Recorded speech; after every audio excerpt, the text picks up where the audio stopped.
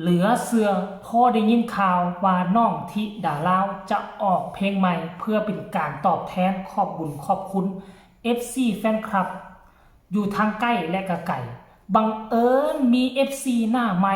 เพิ่นซัพพอร์ตสนับสนุนค่าห้องอัดให้กับเพลงใหม่อ้อมกอดออนไลน์น้องธิดาลาวเรียบร้อยแล้วสบายดี FC แฟนคลับทุกทานมาพบมาพ่อกันอีกแล้วคิดว่ามันคงจะบ่มีคลิปข่าวอีกอย่างสำคัญแต่ดันว่ามันมีคลิปหนึ่งที่แม่เพิ่งพอพูกำลังทายแล้วก็ให้ FC แฟนคลับได้ฟังเนื้อในใจความเพลงอ้อมกอดออนไลน์ซึ่งน้องธิดาลาวก็กำลังฝึกฝนรอลอมจำทำนองเนื้อห้องในขณะที่กำลังเดินทางไป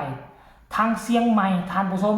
ทีแรกเจบ่ลาวก็คิดว่าพากันกลับบ้านกลับซองอยู่ทางสารคามแล้วผมบอกแต่ว่าบ่แม่นไดข้าเจ้าพากันไปพุ่นต่อแหมไปเชียงใหม่โอ้งานนี่คักหลายงานนี่เที่ยวเป็นเที่ยว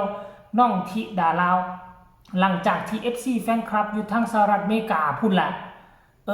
ได้ฟังเพลงที่มีชื่อว่าอ้อมกอดออนไลน์ขนาดน้องธิดาลาวซ่อมซื่อๆได้เปิดทำนองเสียงดนตรีมาแล้วก็ซ่อมอยู่ทางรถไป FC แฟนคลับฟังแล้วมันรู้สึกว่าโดนใจติดต่อเข้ามาทันทีทันใดบอกว่าค่อยจะซัพพอร์ตการเฮ็ดเพลงนี้เรื่องค่าดนตรีเรื่องห้องอัดค่อยจะซัพพอร์ตให้คนนี้เพิ่นอยู่ทางสหรัฐอเมริกาเพิ่นมีชื่อว่าคุณลุงลิกะนี่บอกท่านผู้ชมลิกะหรือลิกานี่แหละได้ยินแม่เพิ่งพอผู้เว้าเบิ่งแหมอันนี้แหละคำว่าอ้อมกอดออนไลน์ที่พอผู้อยากกันกล่องเพลงนี้ออกมานี่นะเพราะเป็นย้อนแนวนี้แหละพอผู้เว้าหลายครั้งต่อหลายครั้งเลยว่าบ่แม่นญาติพี่น้องบ่ฮู้จักกันค่อยก็เลี้ยงลูกค่อยตามปกติอยากให้ลูกเป็นศิลปินค่อยก็ลงเหือลงแฮงลงเงินลงคำไปแล้วค่อยก็ไปเผยแพร่หลายคนนี้แซ่คนนี้แซ่คนนั้นเว้าคนนั้นเว้าหลายคนฮู้ต่อกันไปจากคนลาวจากคนไทยฮู้เสื่อมข้ามมาฮอดคนลาวฮู้จากคนลาวฮู้เสื่อมต่อไปใส่ฝรั่งอเมริกาแคนาดาเบลเยียมเยอรมันกลายเป็นครอบครัวหลังใหญ่กลายเป็น FC กลุ่มใหญ่บาดเนี่ยบ่ว่าจะเฮ็ดหยังบ่ว่าจะกระทำหยังล้วนแล้วแต่ช่วยเหลือกันผลสำเร็จที่น้องธิดาลาวมายืนอยู่จุดนี้มันปฏิเสธบ่ได้ว่าจะมีแต่พ่อผู้แม่เพิ่งว่าจะมีแต่บ้านศรีวิไล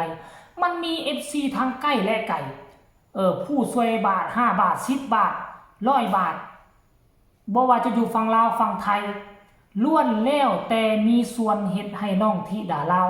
ก้าวขึ้นมาอยู่ในจุดนี้ได้ถึงแม้ว่าปัจจุบันนี้น้องอาจจะบ่โด่งบ่ดังเปรียงปังซ้ำกับศิลปินคนอื่น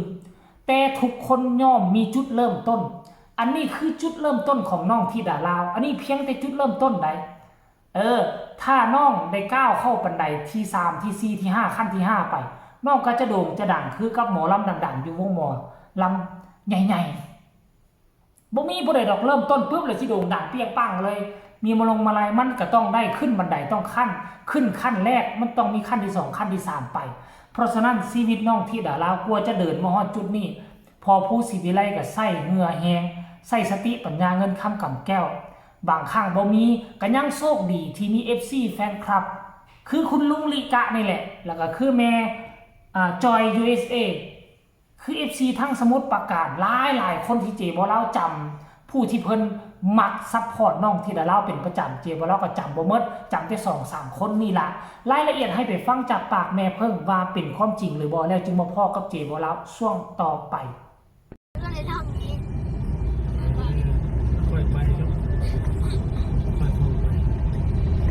เพลงนี้ต้องขอบคุณคุณลุงลิกะนะคะหรือว่าลิกาเนาะจาก USA ค่ะที่เป็นสปอนเซอร์นะคะในการจ่ายค่าห้องบันทึกเสียงค่ะค่าทำดนตรีเพลงอ้อมกอดออนไลน์นะคะสนับสนุนเขามากค่ะเพลงนี้แทนใจอะไรนะแทนใจทีมงานศรีวิไลเรานะคะแทนใจบ้านศรีวิไลทุกดวงบ้านศรีวิไลทุกตัวนะคะสุดตัวได้ดูดิ เนี่ยโอ้ยเนาะซิพีเคกับแม่เจี๊ยบสะดุ้งดงบาดนึง แทนใจบ้านสีวิไลนะคะแทนใจแทนขอบคุณนะคะยังไงก็ขอขอบคุณมากมายนะคะที่ช่วยมาผลักลุ้นแล้วก็ ทางนู้น เอามาจากไหนก่อนเอามาจากไหนก่อนช่วยอุดหนุน สนับสนุนสนับสนุนลูกสนับสนุน สนับสนุนทางลุ้นอะไรล่ะอุดหนุนได้ก่อนที่เข้ามาเป็นกำลังใจติดตามแล้วก็คอยทำ เป็นจังไดได้ฟังกับหูได้เห็นกับตาแล้วหรือยัง FC แฟนคลับ มันเป็นความจริงนะบ่แม่นว่าพอผู้แม่เพิ่งโอ้เฮ็ดคลิปออกมาแถลงแต่งเป็นสร้างเรื่องขึ้นมาว่าบ่มีคนซวยกับว่ามีคนซวย เพื่ออยากให้คนอื่นโอ้ผู้นี้ก็ซวยกูก็อยากซวยนํลักษณะแบบนี้มันบ่แม่นแนวนั้นเด้อระดับพอผู้แม่เพิ่งเนาะข้าเจ้าบ่เป็นคนแบบนั้นมีก็บอกว่ามีคนซวยก็บอกว่าคนซวยคันคนบ่ซวยเขาก็ว่าบ่ซวยเขาเป็นคนที่มีจิตใจเขาเอิ้นว่านี่จิตใจบริสุทธิ์ขนาดน้องที่ดาราว่าเป็นลูกเป็นเต้าเขาก็ยังเอามาเลี้ยงมาดูมาเกลือเขาบ่ได้แถลงแปลงเป็นบ่ได้สร้างเรื่องว่ามีคนสอกคนซวยแนวนั้นแนวนี้เพื่อหวังว่าให้มันมีกระแสและให้คนแลนเขามาซวยบ่แม่นแนวนั้นเด็ดขาดเด้ออันนี้เป็นคุณลุงลีกะมีซื่อมีโตมีตนอีหลีอยู่ทางอเมริกาเนาะซวยเหลือด้วยจิตด้วยใจท่านผู้ชมและค่อยเชื่อว่าบ่แม่นแต่เฉพาะซ้ำนี่พวกเจ้ามาสังเกตเบิ่งบ่มันมีหลายคนแล้วนะตอนสุดก่อนหั่นก็มีทั้งคุณแม่อยู่ทางแคนาดาก็ได้มาคอมเมนต์หาเจบ่ลาวอยู่เพิ่นถ่ายรูปกับลูกชายเพิ่นน่ะอันนั้นก็เคยโอนมาช่วยเหลือทางแคนาดาน่ะทั้งแม่จอย USA ก็หลายครั้งจนนับบ่ได้ถือว่าเป็นแม่ฮักกำลังรักของน้องธิดาลาวไปแล้วปัจจุบันนี้เนี่ยเป็นกำลังสนับสนุนรักของน้องธิดาลาวไปแล้วแม่จอย USA ล่าสุดก็มีคุณลุงลิกะต่อมาเดี๋ยวนี้ห่างหายไปแล้วทั้งเยอรมันทั้งเบลเยียมเนาะไปใส่แล้วเนาะท่านผู้ชม FC แฟนคลับกาพากันเด้อช่วยกันพูดเล็กๆละน้อยเฮ็ดแล้วใดจะให้กระแสของน้องธิดาลาวมันดังต่อเนื่องไปเรื่อยๆเนาะต้องอาศัยทุกคนคันสิอาศัยแต่พอผู้แม่เพิ่งเขาก็มีกำลังแฮงได้กำลังทรัพย์นี่ก็บ่หลาย